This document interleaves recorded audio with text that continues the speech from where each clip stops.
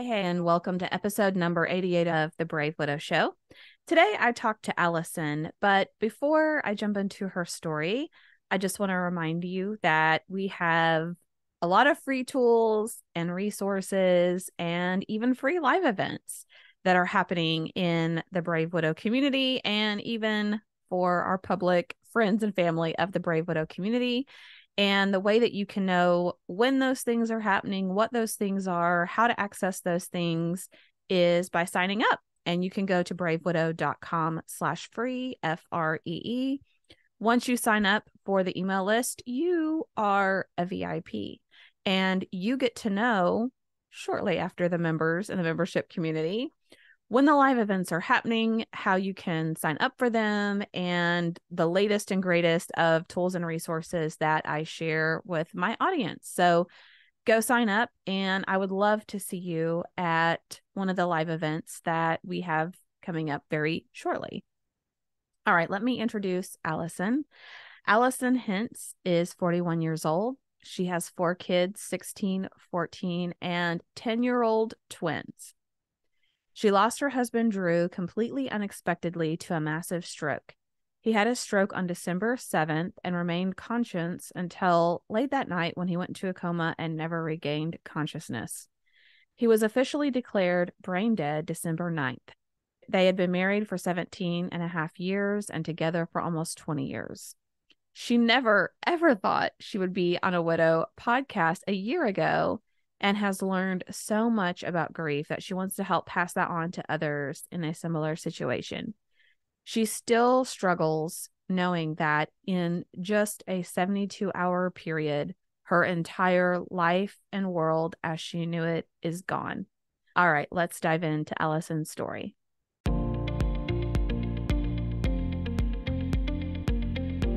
Welcome to the Brave Widow podcast. I'm your host, Emily Jones. We help young widows heal their heart, find hope, and dream again for the future. Hey, welcome back to another episode of the Brave Widow Show.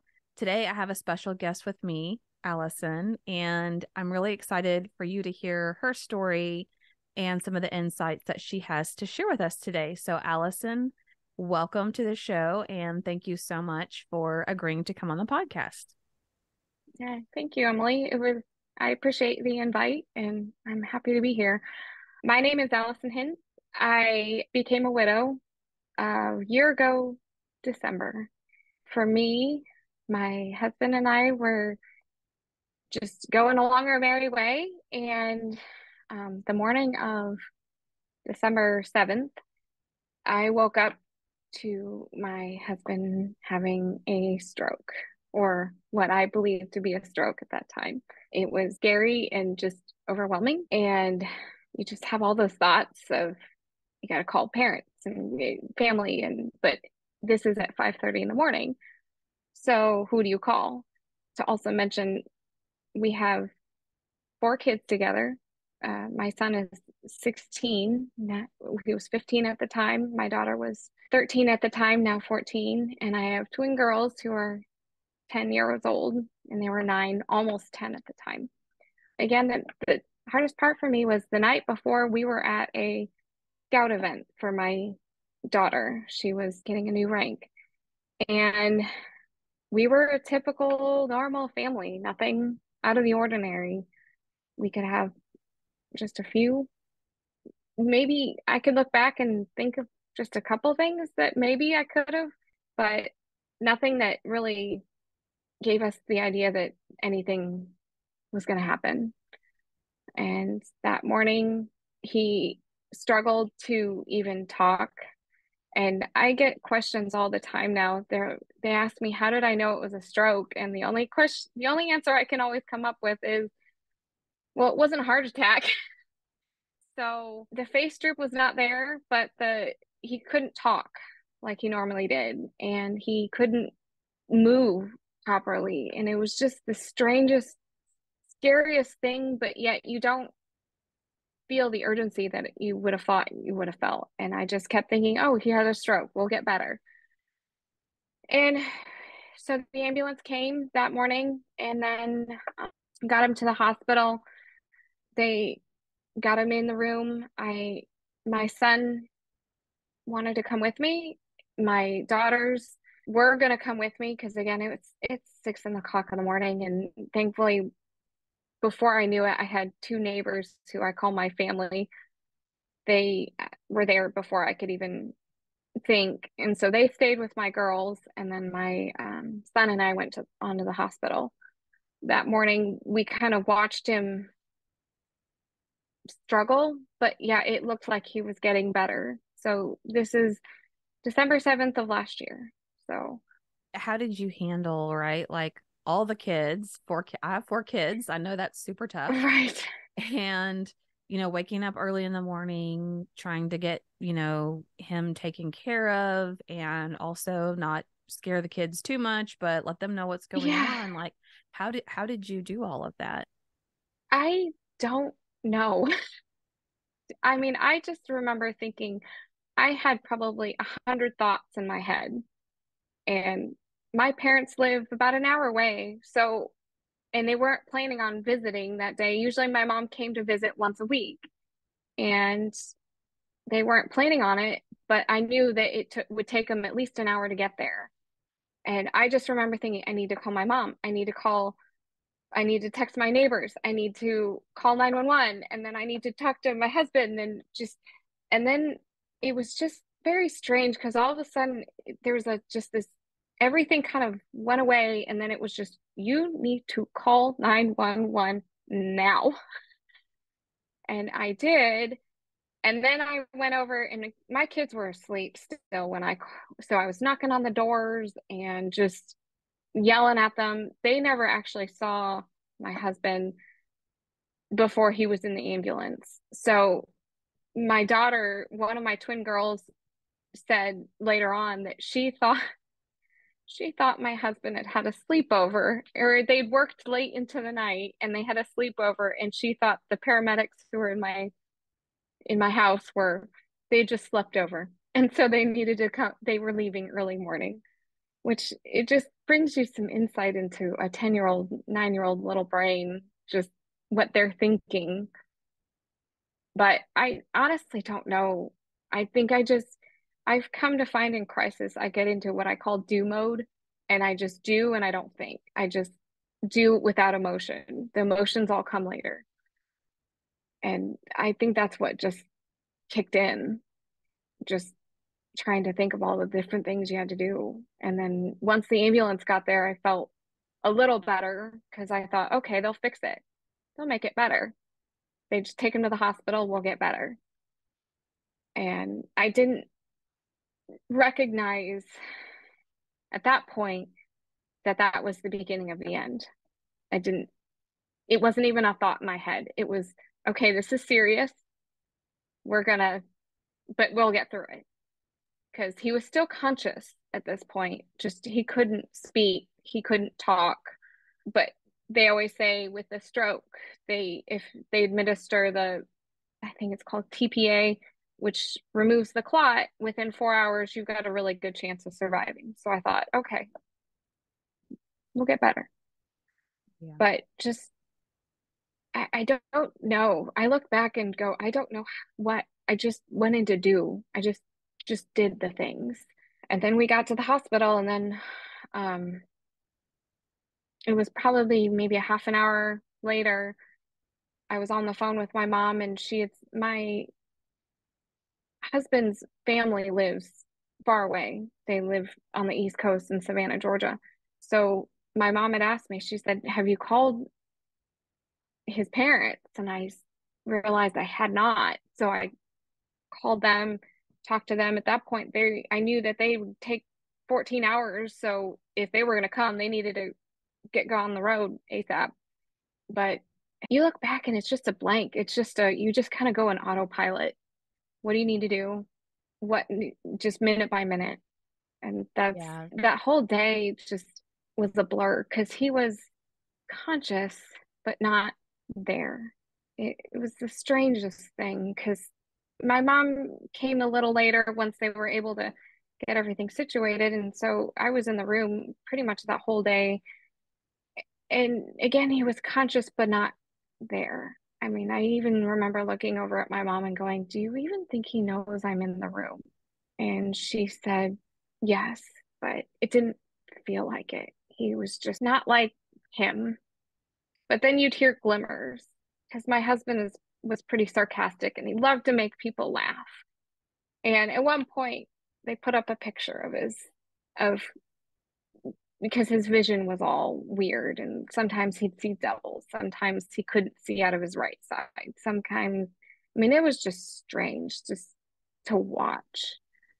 And they put up the picture and it said it was just a woman doing dishes and two kids kind of climbing into the cabinets.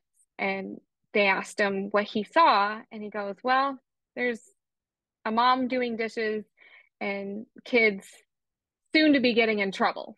And he made the whole room laugh. And so I knew he was still there inside somewhere. He just couldn't get it out. And Was it was there a a very, go Yeah, ahead. was there a general sense of, okay, he's getting better, well, not as much better as we thought, or it's taking longer? Did you It was, feel a roller coaster of emotions there? yeah, I thought he should be better by now. But yet some things would get better and then other things would not. Like he could see on they with a stroke, they do these different tests and they do it like every 15 minutes at the beginning. Then every hour they do it and they back it off slowly as the day progresses. And he had gotten quote unquote better. And then other things would get worse. So he wouldn't be able to see, but then the next time he maybe saw double. And then the next time he couldn't talk, but then maybe he could have a sentence. And it just was just this odd sense of do I expect?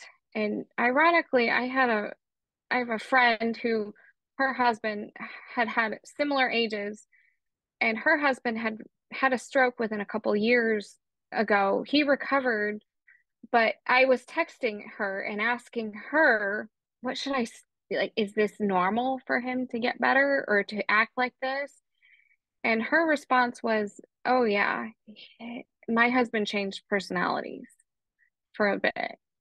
And she said it was scary. So then I thought, oh, okay, so we'll get through this and it'll be fine. But then there's one point in the day that just, it's one of those moments, God exists. We were in the room, and one of the questions the nurse was asking him, she had a paper that had words that like the, dog, cat, just easy words. And at this point, he couldn't say even a sentence, he couldn't see anything.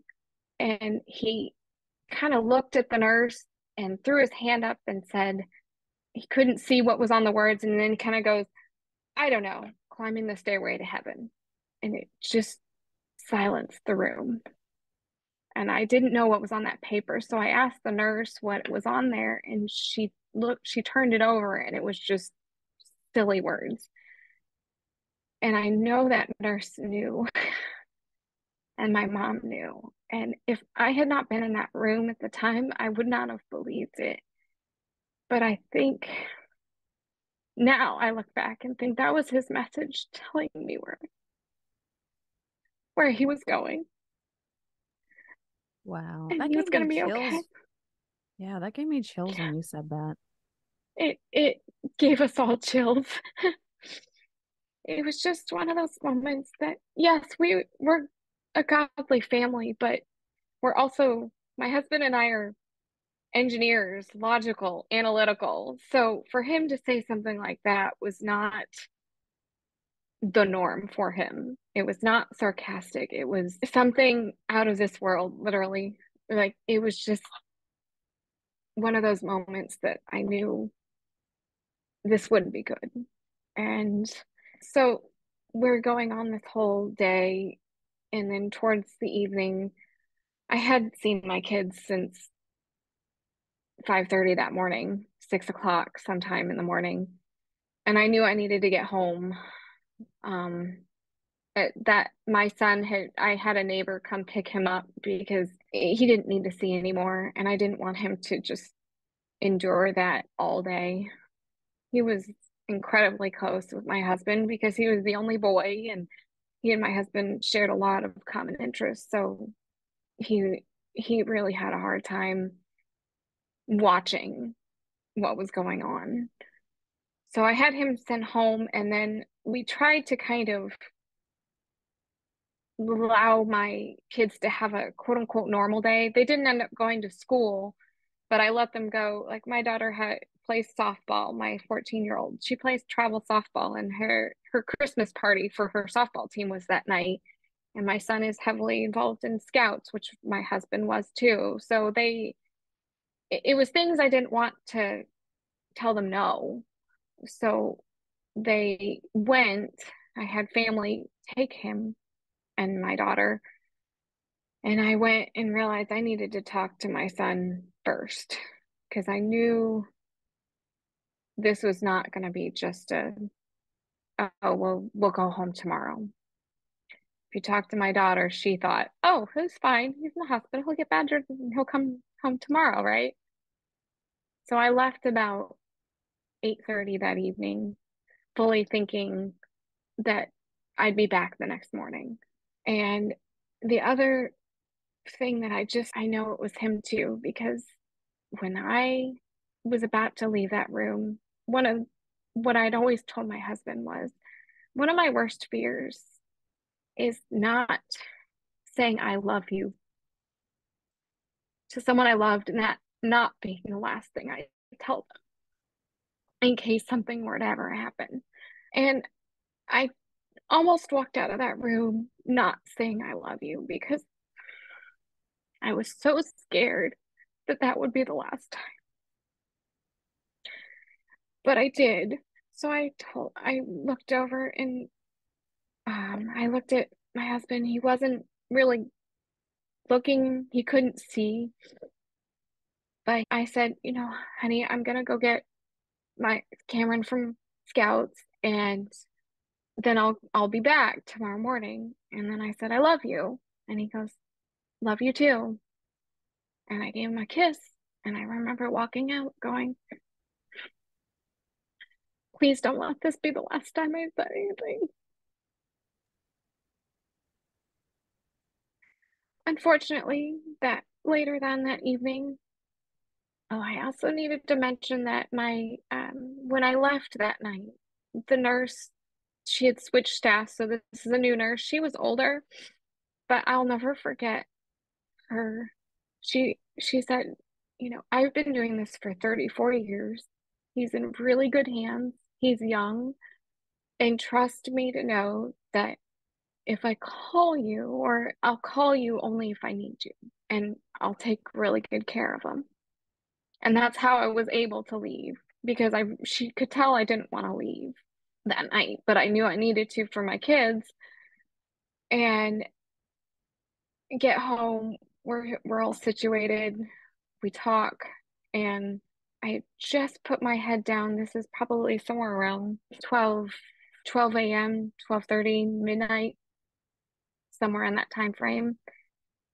And my phone rings, and it's the hospital.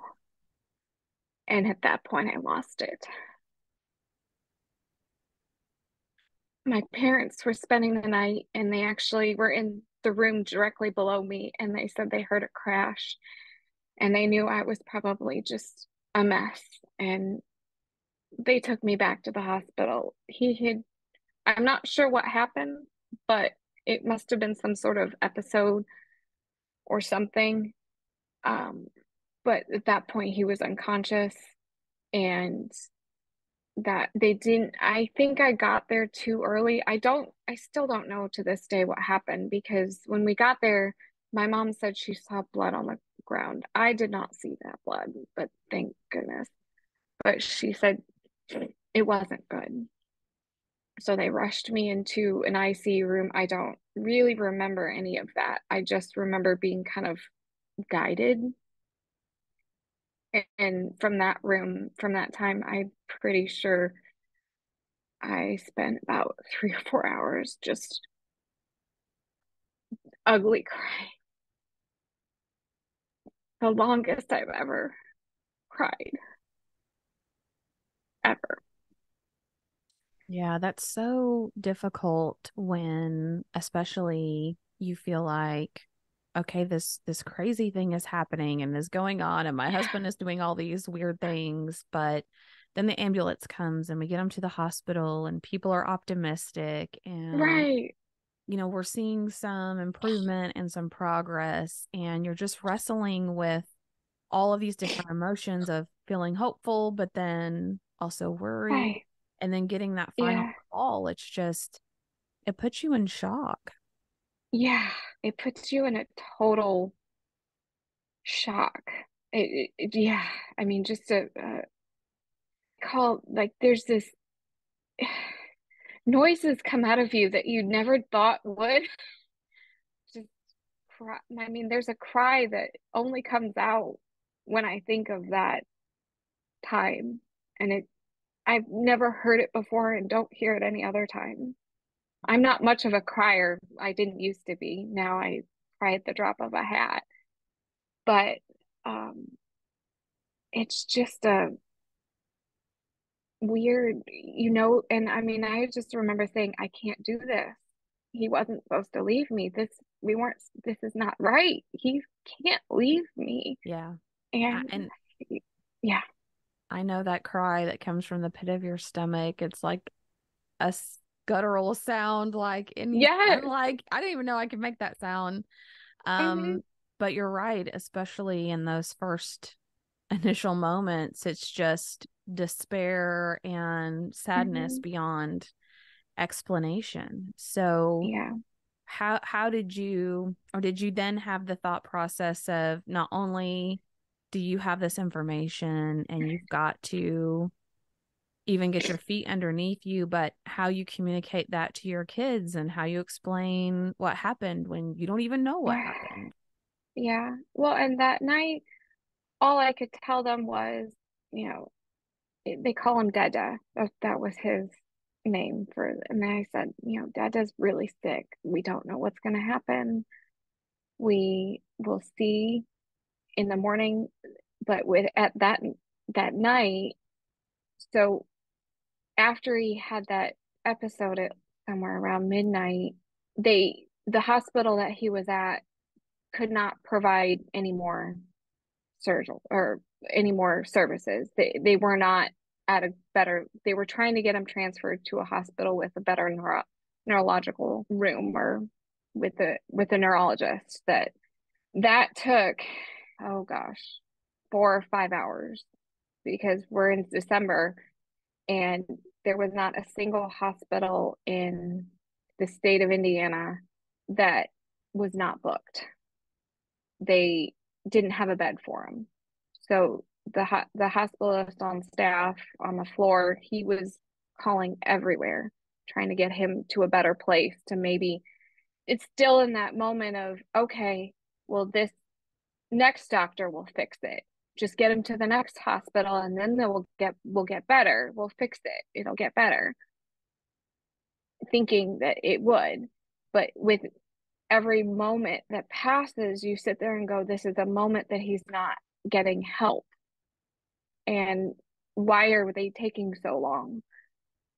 So somewhere, oh gosh, 5 o'clock the next morning, they were able to get him transferred to another hospital on the east side of Indianapolis. So from my house, it's probably 45-minute drive. My in-laws had finally made it in somewhere around 3 o'clock that morning. And so they were the ones who actually took me over. And then I was told, he's got one of the best neurologists on staff and they'll help them.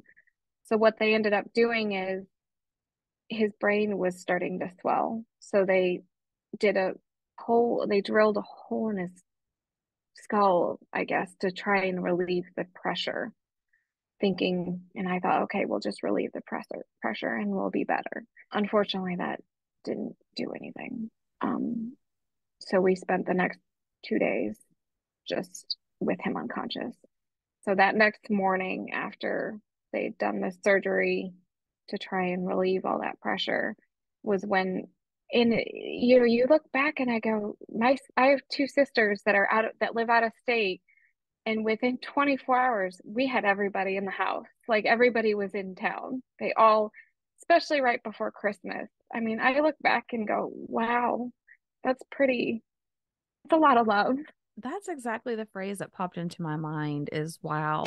Think of all the love and just really selflessness of those people that wanted to Yeah, surround you with themselves. right.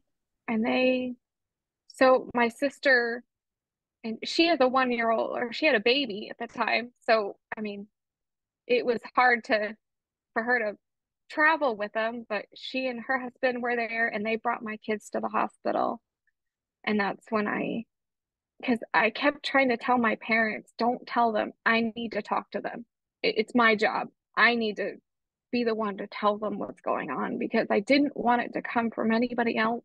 And I didn't want to sugarcoat it because they thought at that point that he was coming home tomorrow, the next day. They had no idea the seriousness of it. And I didn't I didn't want to I didn't want to lie to them. And so when we told them, we all kind of just cried in the hospital room or hospital, not the room, but the lobby. Because another thing that they also weren't at that point, the hospital was not allowing anybody under the age of 16 to go in because of RSV and the flu. And so they wouldn't allow my kids to even go in and see him. And keep in mind, they hadn't seen him since the night before when we'd had just a normal scout thing. This was not something that they were anticipating to ever happen. But I just wanted to make sure I told them. And I needed to be, it was my job as mom. So we cried a lot that day. And thankfully, the nurses, I think they recognized that it, this was not going anywhere good. I do remember they finally let everybody in, but the timeline's blurry now. So he had his stroke on the 7th. He was declared brain dead on the 9th, but somewhere in that period was when I feel like he actually officially passed. But I don't know exactly when because once he went unconscious, there was no real telltale official because he was on all the machines and they never actually took him off, which I look back and feel like that was a blessing. I never had to make that call to turn off the machine because my husband was a donor. And so they kept all the machines going. Really, the declaration of death was literally they walk in, they do a test, they do a brain scan, and that's it. So I say it was just his time on paper. It was not his actual time of death. It just was formality. But with him being a donor, I've since found out that he had donated his heart and his kidney and his lungs. And the gentleman the heart and the kidney, he did not survive, unfortunately. He did have a couple months later.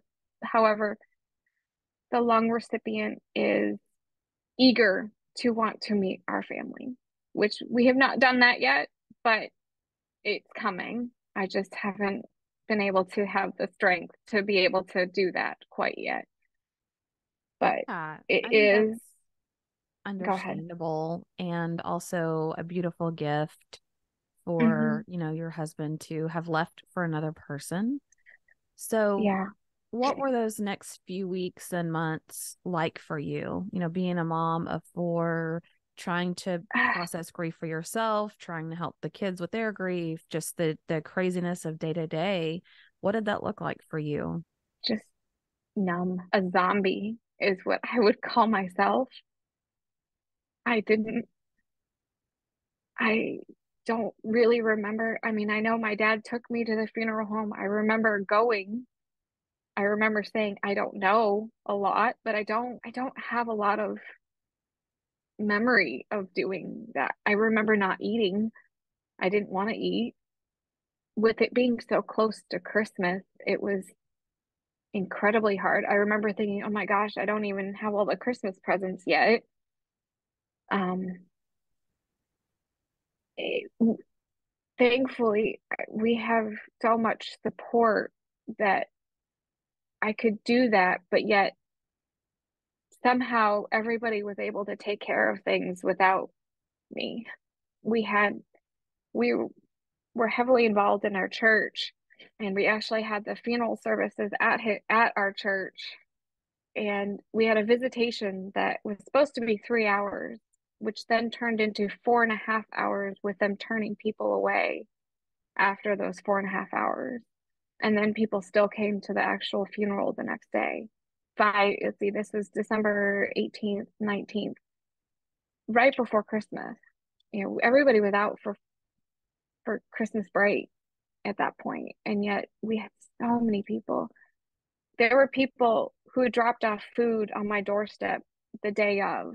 I and part of that was because when he first had his stroke, I don't love Facebook, but yet I appreciate it for things like this because I had put on a message on Facebook and just said, I need lots of prayers. I need a miracle. And people turned out in droves, hundreds of people. I mean, we had donations coming in. My church already had a fund set up for us within days. And I like to call it was the most amazing thing in the worst way possible. I mean, I've never felt so much support at that moment. And that's probably how we got through. I'm sure that's how we got through between our family and friends and everybody. We had meals up until February um of that year. And at that, we were kind of ready to start trying to do it ourselves, but it was just numb. I mean, and for it to be such a shock, I, I had so many friends, you could tell they were so scared because my friend, who had her husband had a stroke, you could tell he had survivor's guilt. Like they were the same age and he survived, but a lot of people were just shocked and scared and just couldn't believe that this could happen. It's just so suddenly and so out of the blue. Um, and I still don't know why. We never will know why it was a stroke. There was nothing. He had high blood pressure, but he took medication regularly. So, how do you go from high blood pressure to massive stroke? It's hard to do that. You can't. That's not the re. How many people have high blood pressure and live, long lives and are just fine? Yeah, you can't. So, I feel like you can almost drive yourself crazy trying hmm to ask, well, why and why him and not the right. other person. And Yeah. yeah, and I I had love to, that you shared how people just really surrounded you with so much love and support initially. I don't get to hear that a whole lot, so I'm yeah, really glad that it did happen for you and your family. right. And that's the one thing that I look back on and go, that's how I was able to get through it this past year. And I hurt when I hear it. Others don't get that. So if this has taught me anything, I want to be that first person that I'm like, you don't have anybody, you got me. I'm here because I'm here because other people, because everybody else helped us. And I don't want to not share that with somebody else who needs it more than me. Um, Even now, we went through a grief. I went through grief share this past spring, and it really helped me the first time. And I went to the same group this fall, and now I find myself helping others who are newer in this journey. And I just can say, yep, been there. I know I can understand where you're coming from and how you're feeling. And I know I can't fix it. So I'll just give you a hug and we're good. And that's all we can do.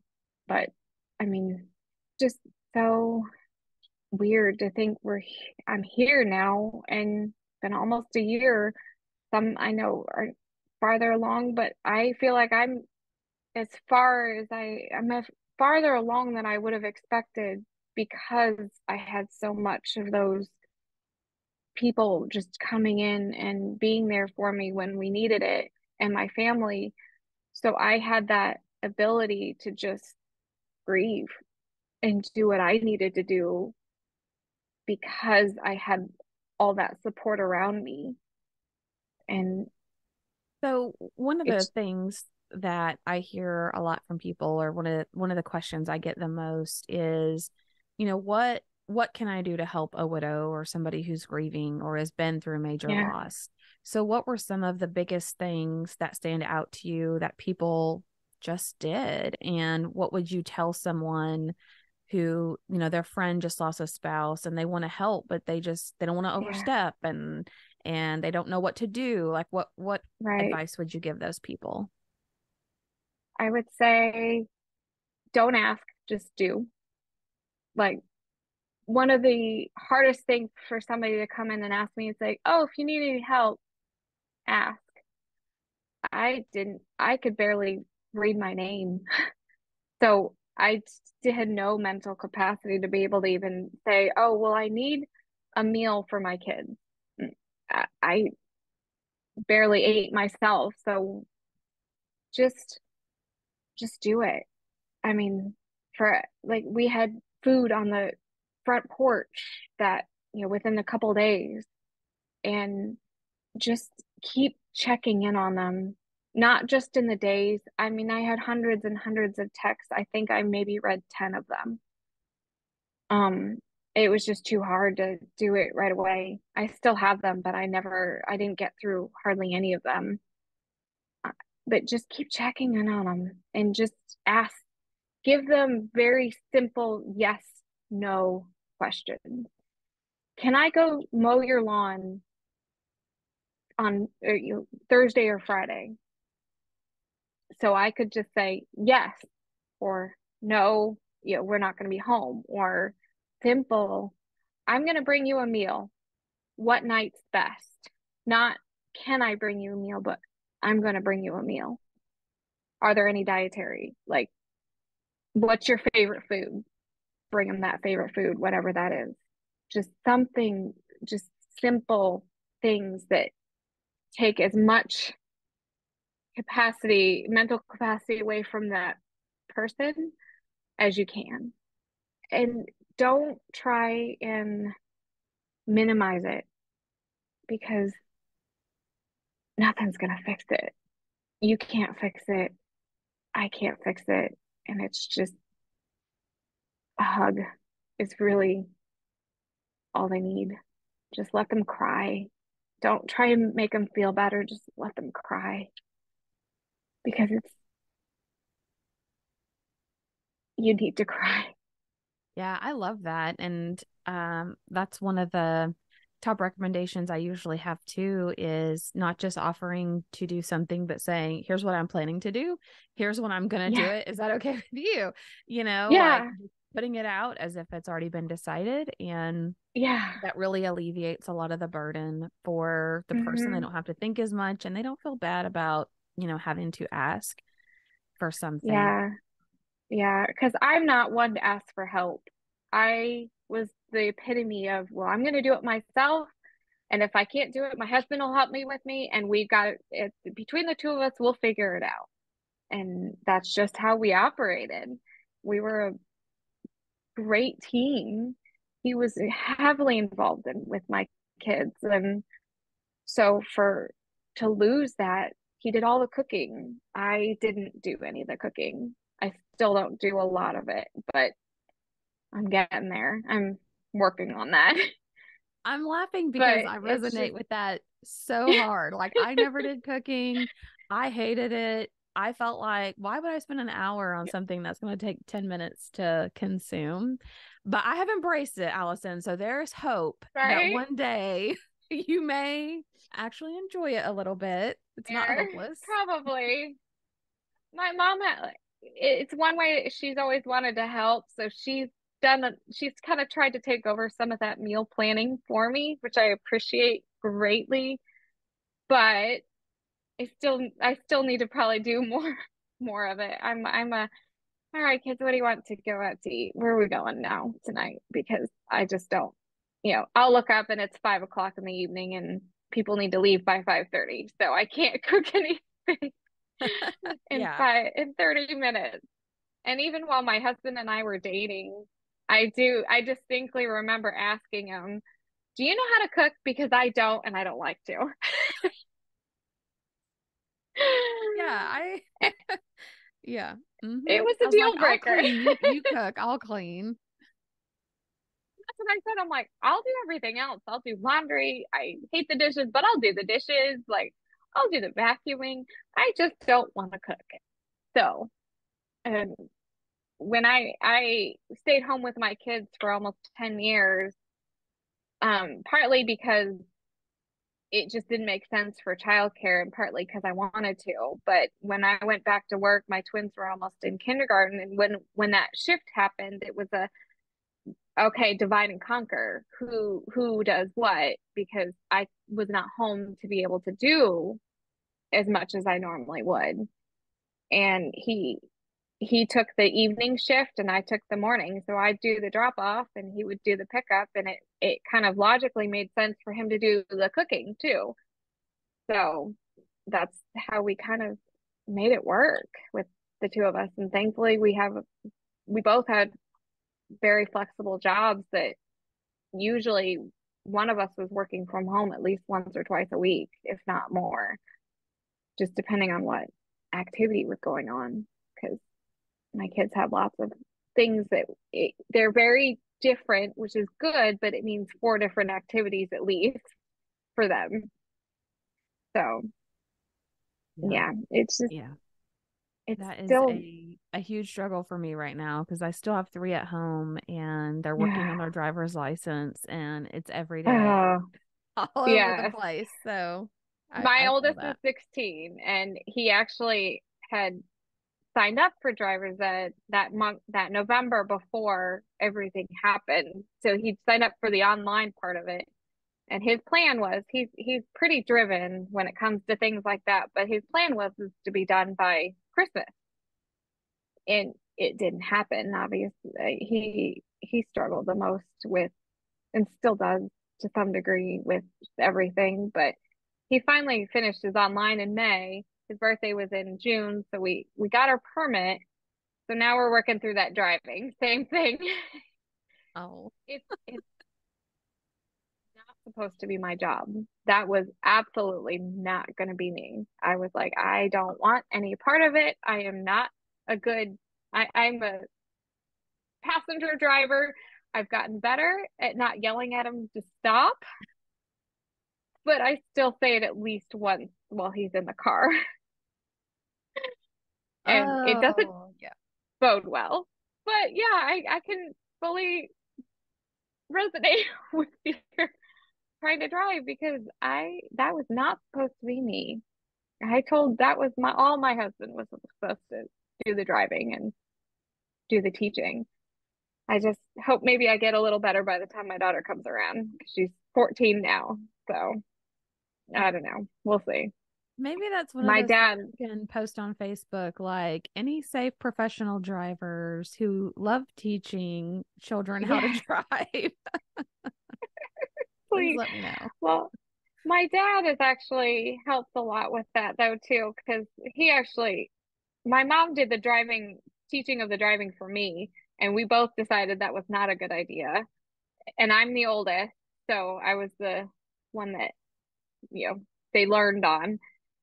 And then so my dad was a much more calmer teacher. So he's helped take over a little bit of that with my son, thankfully. But there's still been a couple times where I just have to, I just need to let my son drive with me in the car. Yeah. So, Yeah, I but understand that. Well, in our last few minutes here, is there any final words of wisdom or something that you would want to tell someone who's currently walking that really tough journey that you did, early on yeah, especially? What words would you leave them with? don't lose hope. It's so hard because you can't, those early moments, you don't think you're going to make it. And I didn't. But I look back and go, it's been almost 11 months and here we are. And one thing I never ever felt guilty about was laughing because my husband loved to make people laugh in the most corniest, silliest ways. His favorite phrase of his was he could hear my eyes rolling because he said the same corny jokes thousands of times. But don't stop laughing because you need it.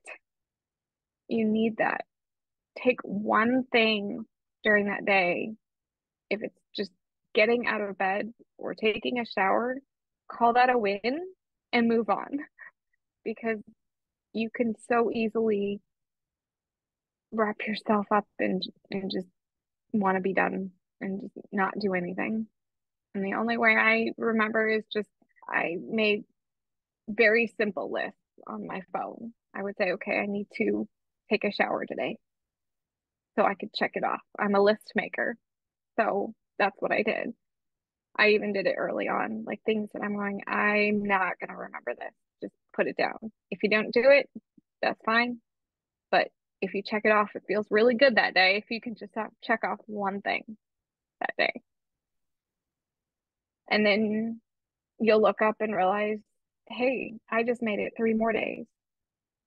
And then it turns into a week and then maybe a couple weeks. And now I'm sitting here going, oh my gosh, we're coming up on a year. And I would not have believed that I'd be here in this spot a year ago. But yet we've been able to survive and in many ways thrive. My kids are doing really well, thankfully. They're all getting A's. We've had our struggles. I mean, I'm not gonna lie, doesn't, but yet we're still doing it. And if we can, I don't, I want to make sure that I help anybody who can or who didn't get what we had. I feel very blessed for what we had. I still get mad. At least I know we have a lot to be thankful for, even if I've lost my best friend. Well said. And it's amazing that, just under a year later, you're willing to give back and help other people who are earlier on in the journey than you. And you're here Yeah. sharing your story on a Yeah. podcast, which is amazing. My first ever. Yeah, probably the first of many. So Yeah, thank you so much for coming on the show and just being willing to be open and vulnerable and help encourage others who are on that same journey. absolutely. And I'm always open. I don't have a website or anything or yet, but maybe that's coming. Who knows? Um, but I'm always I want to be open and help. That's the big thing lately is how can I help somebody else?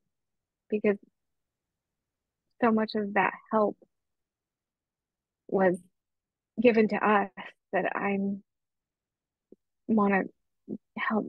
I want to give to others that need it just as much, if not more than we did and still do.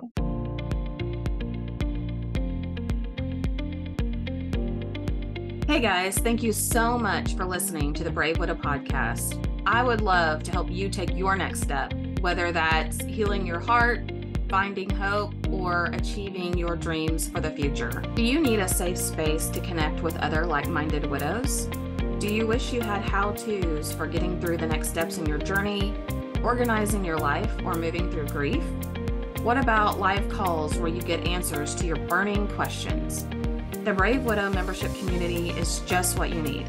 Inside, you'll find courses to help guide you, a community of other widows to connect with, live coaching and Q&A calls, and small group coaching where you can work on what matters most to you. Learn how to heal your heart, find hope, reclaim joy, and dream again for the future.